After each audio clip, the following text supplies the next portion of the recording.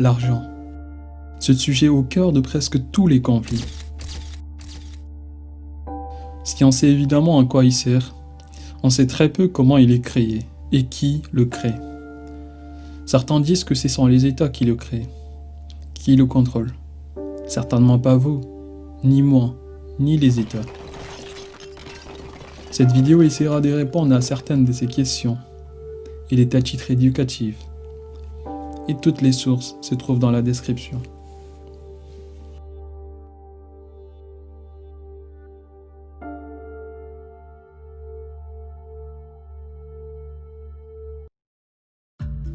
Nous savons tous que l'argent est un moyen d'échange. Quand on s'en va faire des courses par exemple, et qu'on paye en liquide, en cash, ce type d'argent utilisé ici est appelé de la monnaie fiduciaire. Cette monnaie est palpable, on peut la toucher, la détruire. Et elle n'a pratiquement pas de valeur intrinsèque, mais simplement une valeur nominale. C'est qu'un bout de papier qui est la valeur que la banque l'attribue. Le terme fiduciaire vient du latin fiducia, qui signifie confiance. Cette monnaie repose sur la confiance. L'encre, les papiers et les matériaux qui ont permis de fabriquer les billets de 10 € ne valent absolument pas 10 €. Mais du fait de la confiance, on attribue à un billet de 10 € la valeur de 10 €. Rappelez-vous de ce que disait le plus grand banquier du monde, JP Morgan. La vraie monnaie, c'est l'or. Tout le reste, c'est du crédit. Pour la monnaie fiduciaire, il n'y a qu'une seule institution autorisée à la fabriquer. Ce n'est ni les États, ni les banques commerciales, mais les banques centrales. En Europe, c'est la BCE, ou la Banque centrale européenne.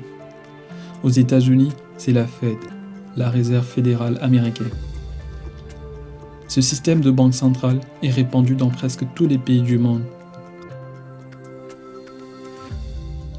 Si on est confiné et qu'on voudrait commander un repas via Uber Eats, l'argent utilisé ici, c'est de la monnaie scripturale.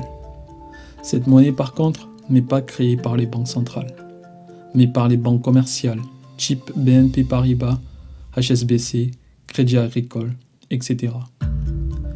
Pire que la première, cette monnaie n'existe réellement pas. C'est juste des chiffres dans le système informatique de ces banques commerciales. Ces banques peuvent créer ces chiffres et les détruire. C'est ce qu'on appelle de la création et de la destruction monétaire. Les banques commerciales ont cette prérogative de créer de la monnaie ex nihilo, à partir de rien du tout. Comment ? Vous dites, l'argent que j'ai sur mon compte en fait n'existe pas, et les billets de banque ont une valeur nominale supérieure à leur valeur intrinsèque. Comment ça se fait ? Eh bien, pour mieux comprendre, restez avec moi et revenons quelques siècles en arrière. Bien avant l'apparition de la monnaie, il y a le troc. Le troc est le produit de la sédentarisation de l'homme.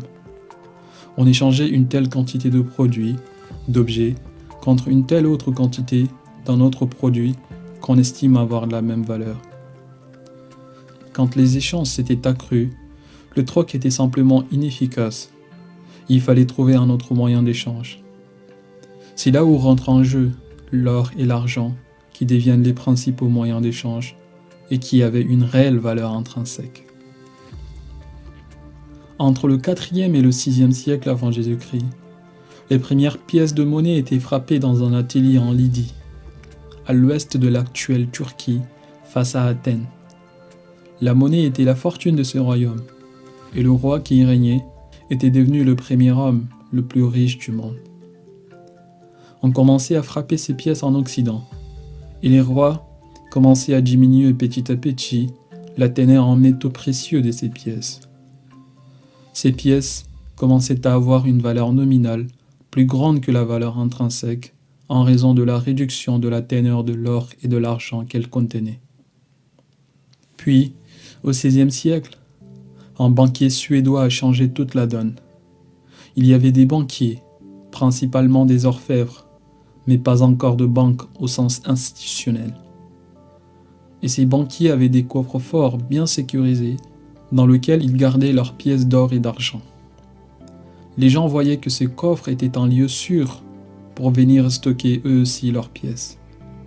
Ils recevaient après le dépôt de leurs pièces d'or et d'argent un simple certificat représentatif d'un dépôt de monnaie métallique. Cette habitude est reprise en Angleterre par les goldsmiths londoniens qui étaient des orfèvres, puis par la Banque d'Angleterre. Et les banquiers suédois qui avaient initié cette pratique étaient désignés pour créer la banque suédoise. Le tour de magie de ce système, c'est que les gens ne se donnaient plus la peine de revenir retirer leur monnaie métallique du coffre-fort pour aller s'acheter quelque chose. Ils s'échangeaient simplement le certificat de dépôt qu'ils avaient reçu du banquier. Voilà, les premiers billets de banque viennent d'être créés. On va pousser le génie encore plus loin. Peut-être cette fois, pas du génie. Les banquiers commençaient à émettre plus de certificats qu'ils n'en avaient et n'en recevaient de la monnaie métallique. Ils viennent de créer le crédit tel que nous le connaissons aujourd'hui. À partir de quoi? Rappelez-vous de la création ex nihilo, à partir de rien. Si tous les déposants venaient en même temps récupérer leurs pièces d'or et d'argent des orfèvres banquiers, il n'y aurait pas assez de monnaie métallique pour tout le monde, parce qu'il y a plus de certificats que de monnaie dans le coffre. C'est ce même schéma qui s'est recréé aujourd'hui. La monnaie scripturale a fait aux billets de banque ce que les billets de banque ont fait à la monnaie métallique. De la même manière que les banquiers au XVIe et XVIIe siècle émettaient plus de billets, ce petit certificat de dépôt, qu'ils n'en avaient des monnaies métalliques dans leur coffre. Aujourd'hui, les banques commerciales émettent plus de la monnaie dans nos cartes bancaires qu'elles ont des billets dans leur coffre. Elles sont légalement autorisées à le faire. C'est ce qu'on appelle le système de réserve fractionnaire. Tout le système bancaire repose sur le crédit. Si tous les clients de la banque X décident d'aller retirer leur argent au même moment, ce qui est une hypothèse improbable, il n'y aurait pas assez de billets pour tous les clients. C'est pour ça qu'on disait tout à l'heure que cette monnaie scripturale n'existe pas en réalité, mais que ce n'était que des chiffres dans le système informatique de la banque émettrice et que les billets de banque ne sont que des bouts de papier, tels les certificats de dépôt au XVIe siècle, à la différence que les certificats étaient garantis par l'or et l'argent, et les billets de banque aujourd'hui ne sont garantis que par le dollar américain depuis les institutions de Bretton Woods de 1944. Toutefois, les banques ne peuvent pas émettre autant de monnaie scripturale qu'elles en veulent. Il y a une réglementation qui limite l'émission proportionnellement à l'argent qu'elles ont dans leur compte à la banque centrale. Et il n'y a que elles et les États qui disposent d'un compte à la banque centrale. On commence à voir un peu mieux comment le système financier fonctionne. Henry Ford disait « Si la population comprenait le système bancaire, je crois qu'il y aurait une révolution avant demain matin. Chacun peut prendre le jugement qu'il veut, mais moi, je m'autorise à faire un lien entre la passion, l'argent et le travail, chose qui touche la vie de beaucoup d'entre nous.